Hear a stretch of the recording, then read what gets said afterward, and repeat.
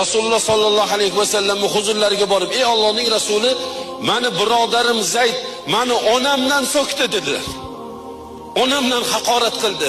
Axir aybi men qilgan bo'lsam, onamda nima ayb, ey Allohning rasuli? Onamni qoraligi. Endi nima uchun onamni qoraligidan so'kadi? Zaydni chaqirtirdilar, bu yoqqa keldilar. Sen Bilolni onasidan so'kdingmi? Qora xotinni bolasi dedingmi? Yo Rasululloh, og'zimdan chiqib ketibdi. Bilmay qolman. Jahl ustida aytvorimman dedilar. Ey Zayd, sen munofiq ekansan dedilar. Sen birodaringni onasidan so'kdingmi? Ey, onasidan so'kayotganlar, birodarlar, munofiq bo'lasiz agar. Birov do'stingizni, oshnangizni, onangizni so'ksiz munofiq bo'lasiz. Mana hukm Rasulullohning hukmi. Sen onasidan so'kkan bo'lsang, sen ey Zayd munofiq ekansan dedilar. Bu gap Zayd ibn Holisaga o'limdan battar edi. Ayniqsa Rasululloh tomonidan sen munofiqsan degandan ko'ra o'lib ketgani yaxshi edi.